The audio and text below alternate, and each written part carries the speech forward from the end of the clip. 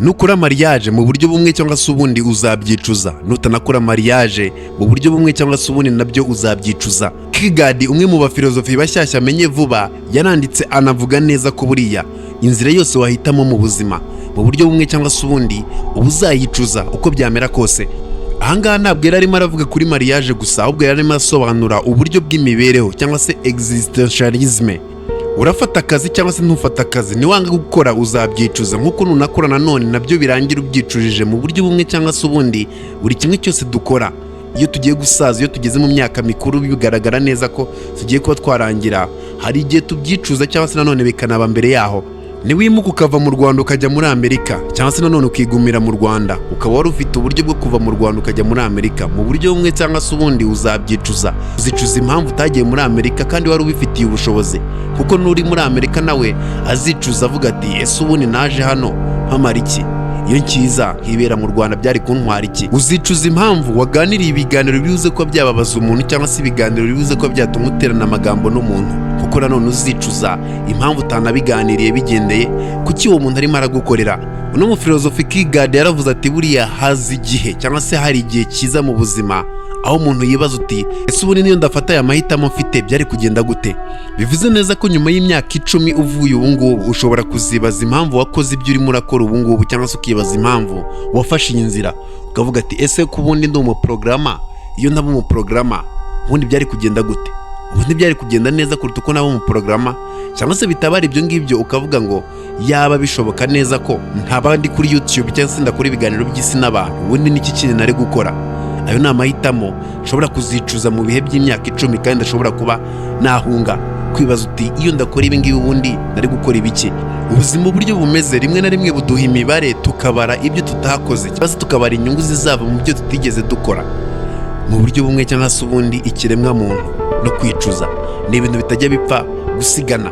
Iyo bigeze ku iyo level rero tugira liste ebyiri, liste y'ibyiza na liste y'ibibi. Gusa ikizagusetsa no kuzajya ubona neza ko liste y'ibibi ishobora kuba yaganza cyane liste y'ibyiza, kandi ibyo ngibyo nibyo byakugejeje aho ngaho, ni nabyo bigusajije.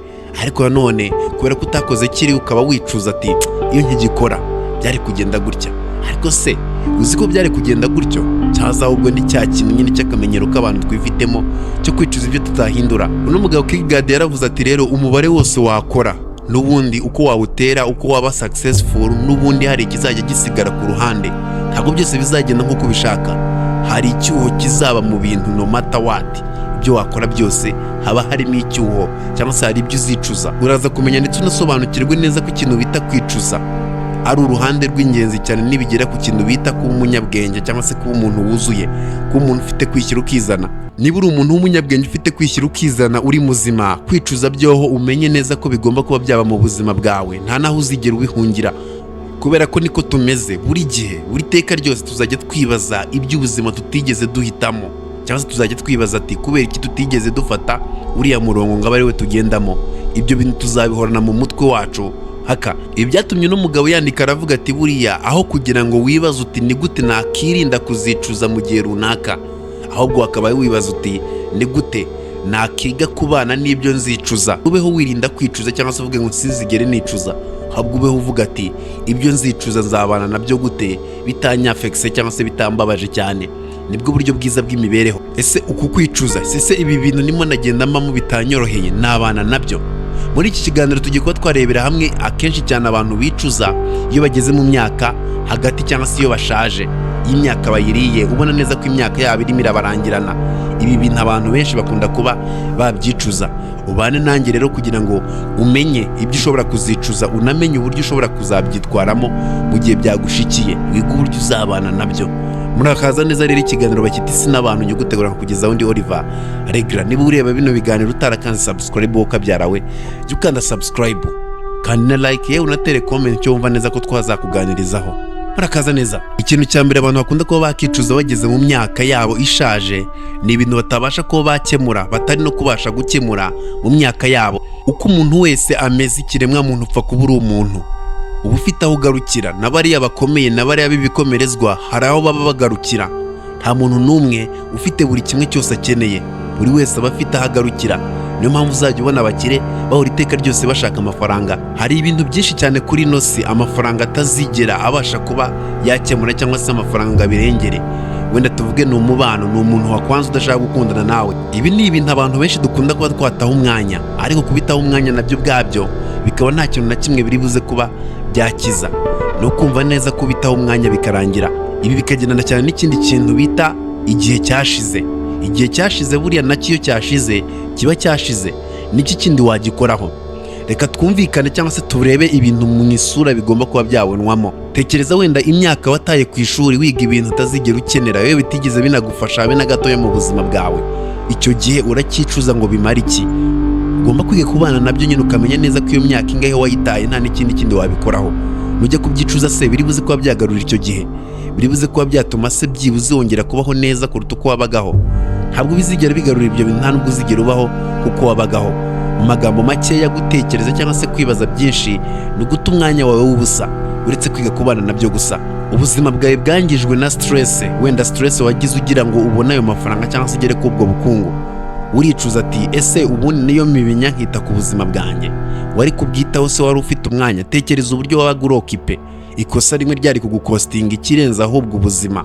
Byumvikane cyane ko nta yandi mahitamo wari ufite. Ikindi kintu abantu bakunda kuba bakicuza bageze mu myaka yabo ni ukuba baragiye kuba bonyine bakajya kure cyane y'abantu. Ariko wakitegereza ugasanga rimwe na rimwe nicyo kintu cyonyine ufite cyo gukora, cyo kugira ngo nyine nawe utere imbere. Kuko hari igihe abantu tubana nabo aribo bantu batuma ubukungu bwacu butagira aho buva ngo bugire aho bwerekera, kubera ko buri kamwe kose tubonye bashaka ko tukagabura, ariko batitaye ku ngaruka cyangwa se ngo barebe ibyo turimo turarwana nabyo. Ikindi kintu abantu bakunda kuba bakicuza ni ikintu bita imiryango yangiritse. Buriya niba umuryango warangiritse ujye umenya neza ko warangiritse nyine nta kintu na kimwe ushobora kuba wabikoraho. Buriya umuryango iyo wanze hari igihe ushobora kuba wakishyiraho amakosa ukumva neza ko gakwiye kuba warawutabaye, ariko se koko urawutabara byo? Reka tuvuge ko kuri narawutabara byanakunda, ariko se ushaka kuba wawutabarana nawe we ari tayari, arashaka umuryango wawe uri buze kuba watabara. Icyo nacyo ni ikindi kibazo ugomba gutekereza. Rero ibyo bintu abantu bagomba kubyicuza ariko nta kintu na kimwe babikoraho. Ikintu rero buriya cya kabiri abantu bakunda kuba bakicuza mu gihe bageze mu myaka yabo ariko nanone kakaba nta kintu babihinduraho, ni ibinyoma abantu bibeshya ariko nanone bikaza kurangira babona neza ko ari ibinyoma. Reka ngugire ikintu kimwe ndibuze kuba nakwibariza. Reba imyaka ugize imyaka hafi 40-50, urakizera neza ko uzaba umuntu w'umukire?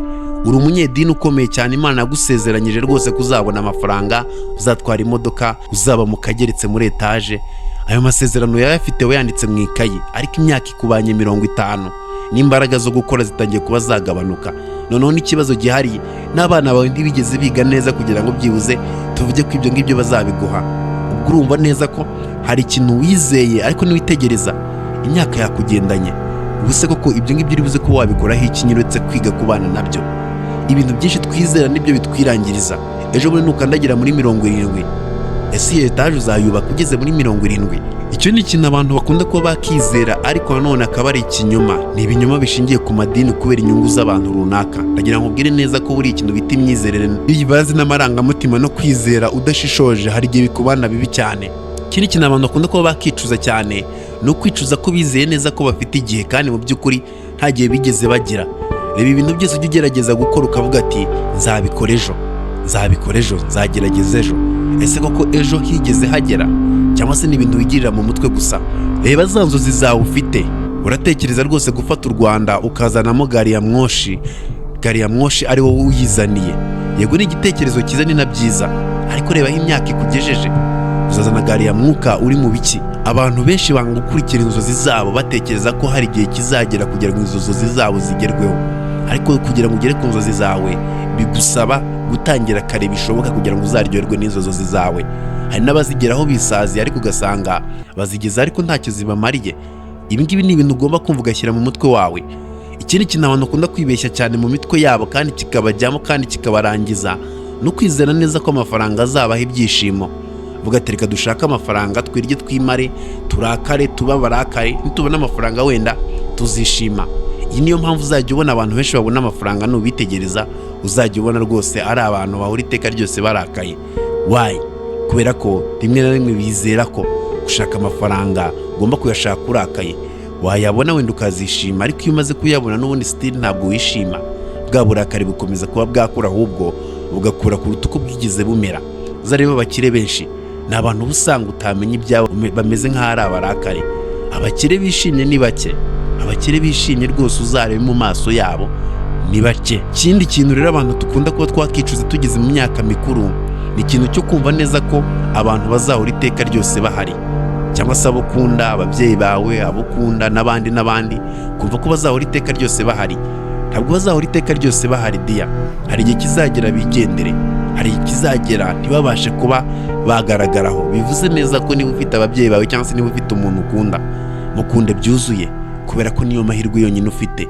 Nta yandi mahirwe uzigera ubona arenze aya ngaya, kubera ko niko igihe kimeze, niko isi imeze. Twibeshya ko dufite igihe ariko nta gihe tuba dufite. Ikintu cya gatatu rero abantu bakunda kuba bakicuza iyo bageze mu myaka yabo mikuru cyangwa se iyo barimo bararangira, ni amakosa bagiye bakora babizi neza ko ari amakosa, bakayakora mu ibanga rikomeye, ariko ayo makosa akaba ari yarimo arabatera ingaruka bafite, bakaba babizi bonyine, nta wundi wabimenya kuko barabihishe. Ibi ni ibintu abantu bakunda kuba bakumva ariko nanone bakabisimbuka. Ni kangahe bakubwira ati biwo kabyara we jya ugerageza ukore gym, dore nta musore wo kuzana karomba, ariko nanone ukabirenga. Reba ku myaka yawe 20 n'ingahe 35, indirage ririya, irebe nawe witegereze, urebe ubuzima bwawe, urabona udateye agahinda. N'umusore w'imyaka 25 cyangwa se 35, reba inda ufite wagira ngo uri umusaza. Ibaze nawe. Abantu bakunda kwicuza nanone kuguma ahantu bagakwiye kuba baravuye, ariko bakanga kuba bava aho ngaho, bakavuga ati okay, uburyo rero ibintu bimeze tugiye kuba twaguma aha ngaha, nta yandi mahitamo dufite. Ukaguma muri environment udakwiye kuba wabamo. Abantu benshi baguma mu byaro kubera ko bizera neza ngo Imana itangira imigisha mu mijyi no mu byaro, ugasanga barimo baribuza amahirwe. Kubera iki? Bahisemo kuba comfort cyane. Kwizerera rero cyangwa se gukomeza kuba ahantu bagakwiye kubuva, ibyo nabyo ubwabyo birakugora, byangiza iterambere ryawe, kubera ko akenshi usanga ko ubuzima bwawe burimo buragenda bupfa gake gake. Aho hantu mu cyaro urizera neza ko nta kibazo gihari, komeza uhabe, bigende neza, biryohe, wumve neza ko ibintu ari sawa na sawa. Ariko nujya gusaza nta n'urwara rwo kwishima ufite, nibwo uzavuga ati nyamaraga bagenzi banjye bafashe iya mbere bakava ngaha bakajya gushaka ubuzima, nuko nguko bameze, ni iki ngiki barimo baragenda bageraho, ariko reba uburyo njye meze, ugasanga urimo uricuza. Ikindi kintu rero buri abantu bakunda kuba bakicuza no kwirinda gufata imyanzuro ikakaye. Ibiri imyanzuro ikakaye nicyo kintu, nicyo kiraro cyambutsa abantu bakava hamwe bakajya ahandi. Imyanzuro ikakaye, abantu benshi bihitiramo imyanzuro yoroshye, imyanzuro iribuze kuba yasimplify ubuzima bwabo, ariko ntibatekereza bavuge ngo ino myanzuro nubwo yoroshye ubuzima ariko irankostinga, ituma ntanga ibitambo runaka, bagahitamo ikintu bita kuba comfort kuruta uko bahitamo kuba bakura. Ujye witondera rero buri umuntu wanze kuba yakura ku bushake, akavuga ati ntabwo ushaka kuba natera intambwe nzigumira aha ngaha. Kuguma aho ngaho rero babigukostinga ibirenze cyane ko wava aho ngaho ukagenda. Ikintu cya kane rero buri abantu benshi bakunda kuba bakicuza bageze mu myaka yabo ya nyuma, no gutangira kubona ubuzima, gusobanukirwa ubuzima ntacyo babukoraho. Ahangaha ni ahandi utangira kumva neza ko igihe kitigeze kiba kirekire nk'uko wabiririmbaga, ngo igihe ni kirekire rwose, ngo ubuzima buraryoshye, ukumva neza ko ugifite igihe, ariko ntumenye neza ko igihe ahubwo ari kigufi kuruta uko ubitekereza. Igihe ni kigufi, iyo udakora ibyo ugomba kuba wakora icyo kirakurenga. Iyo umaze kuba wasaza nibwo utangira kubona neza ko umuryango wanze kuba wakitaho, abana bawe, umugore wawe, ibyo nabyo byari mu bintu wagakwiye kuba warahaye umurongo kuruta ibindi. Ati impamvu wagakwiye kuba warabihaye umurongo nanone nk'ibindi byose ni iyihe? Nuko iyo ushaje utangira gusaza uri wenyine, ukibuka ko ufite abana, ukibuka ko ufite umugore, mugakwiye kuba muri kumwe, ariko kubera gushaka ubukungu n'amafaranga cyangwa se kubera gushaka kwikubira iby'isi, ugasanga urashaje, ushaje uri nyakamwe, nta mwana wakwiteza kubera ko warabyangije byose. Rero iyo urimo urabona uri kwituma amazi uri umuntu w'umusaza, ukabona nta mubano, ukabona nta buzukuru bagusekera kubera ko waragiye ushaka amafaranga n'ibyo uba successful, ariko yibagiza neza ko ari n'umuryango nawe wagombaga kuba watuma nabo ba successful mu mibereho yawo, ukabyirengagiza. Nabyo ubwabyo birakuguguna, agahinda karakwica kubera ko utangira kubona neza ko isi itari fair, utangira kubona neza ko utabona byose wumva neza ko ukeneye, ahubwo ugomba gufata iby'ingenzi ukiga kugendana cyangwa se kujyanisha ibintu Erega buriya kuba ku isi ntabwo bigendanye cyane no kugira amamodoka menshi n'amataje menshi. Kuba ku isi nanone bigendana cyane n'ikintu bita kubaho, ukabaho ubuzima bwuzuye, ukabaho n'ubuzima ushaka, ugakora ibyo ugomba kuba wakora, ukabaho ubuzima ubona neza ko wishimiye, apana kuberaho abandi. Kuko niwitegereza defo abakire benshi bakunda kuba bagwamo, ikintu gikunda kuba cyabangamira abakire ni abantu baberaho abandi, bakabaha amafaranga, bakungahara mu bukungu, ariko ugasanga nabo nibo babereyeho nyine, bakaba bacakara b'abantu batezeho amafaranga. Rero uba ugomba kwiga kubaho, ukajyanisha ukavuga ati yego nkeneye ubukungu, nkeneye kubaho, ariko n'umuryango wanjye urankeneye, abana banjye barankeneye, umugore wanjye arankeneye, dukeneye kwishima. Ibi bikagendana cyane n'ikindi kintu abantu bakunda kwicuza iyo bageze mu myaka yabo mikuru, ni ikintu bita kutishimira ibihe byabo bitoya. Ndagira ngo nkubwire neza ko niba utishimye uri umukire ntabwo uzigera wishima uri umukire. Ugomba kwiga ukanamenya ukavuga ati niba nkeneye kuba nakishima, reka nishime kubera ko nyine ni iki gihe mfite. Wabona ibigushimisha ukabyishimira, apana kuvuga ati nzabyishimira ikindi gihe. Bia ibi bintu bishyire mu mutwe, ubyumve, ubishyire mu mutwe, kandi nanone unabimenye cyane. Buri cyose ufite, buri mwanya ufite, ujye wishimira ku kigero cyuzuye, kuri maximum point. Niba ugiye kwishima, ujye wishima ukuremo sheke. Tukajya uvuga ati reka menetse kwishima, nzishima ejo. Uzishima ejo se uzi ko uzahagera? Ibi bikagendana cyane n'ikindi kintu abantu dukunda kuba twakicuza, kutababarira. Buriya kubabarira ni ikintu cy'ingenzi cyane, kubera ko ni ikintu rimwe na rimwe dukora tukabikora gutyo kugira ngo turebe ko byarangira, ariko kubikora nabyo ubwabyo bigahita bigira ikindi kintu kinini biri buze kuba byahindura, kubera ko bihindura ubuzima, ugatangira kubaho wumva neza ko ufite amahoro, kuruta kubaho wumva neza ko nanone hari umuntu mufitanye inzika.